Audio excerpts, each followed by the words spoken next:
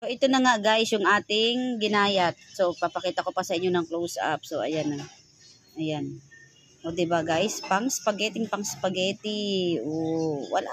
O, saglit lang. Seconds lang. Pero kung ito ginayat yung mano-mano gamit ang kutsilyo, anong tagal. So, yan guys. Mapapalaban na naman tayo ng lutuan. So, nagayat ako guys ng luya, sibuyas. Ayan, may luyang dilaw. At saka yung ating tanlad, akaunti yung tanlad guys. So, today's video guys, isi-share ko sa iyo yung aking panggayat, ang aking kakampi sa paggagayat. Ayan oh, 'di ba? Ito ay binag ko na doon sa isang video ko, hindi ko pa napo-post. And then ito na naman ako, nagagayat na naman ako. So, papakita ko sa inyo guys kung bakit dapat kayong bumili nito. Nito. Kasi guys, di nilagay na natin yung bawang. Nandiyan na siya sa loob. Bali, ganyan siya ang itsura niya guys. Ganyan, pinakita ko din sa isang video yan. Yan, ganyan lang siya ha. Tapos, isushoot lang natin yung itong dulo doon sa butas na itong blade. May butas guys yung hawakan ng blade. Tapos, ipipress nyo lang siyang ganyan para malak. Kailangan nakalak. Tapos, ibababa nyo lang siyang ganyan. Tapos, kuhanin nyo to, hihilahin yung ganyan. Sa una guys, medyo matigas siya. So, wag nyo naman pakapirasahin at baka maputol yung tali. So, hintayin nyo lang na mag-ekis-ekis. Mag-ano siya, tawag doon, ari ko, na-press siya. Wag nyo rin guys pakapunuin. Hindi kasi siya masyadong nakita doon sa unang video eh. So, ayan nga guys, medyo nahihila-hila na siya. Wag nyo pakatuduhin naman ng hila. Yan. So, pag nahila nyo na siya guys, dire-diretso na siya. Ganyan, oh. So, anong ini-expect ko dito guys? Kasi before, parang blender ako, ang daming malalaking hibla pa ng bawang, kung ano man yung blender ko. So ito guys, hihilahin nyo lang siya ng ganyan, lalo na sa mga kasalan, birthday, di po, Diyos ko, ang daming dapat gayatin bawang, talagang 48 years ka na bago makatapos, lalo na pag nagluluto ka ng spaghetti.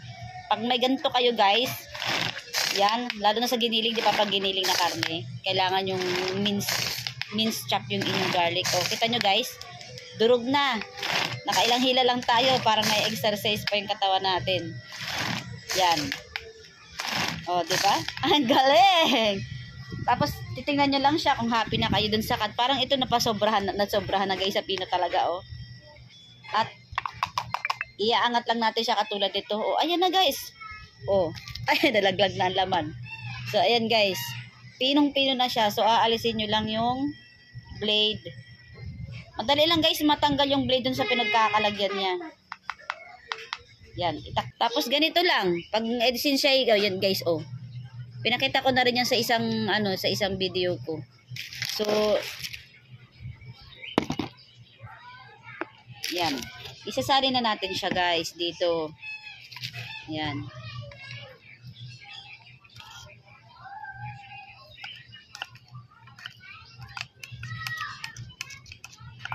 Tapos na ang inyong hirap. So, kahit anong dami nyo guys gayatin, pang spaghetti, kahit ilang kilo pa ang inyong lulutuing spaghetti.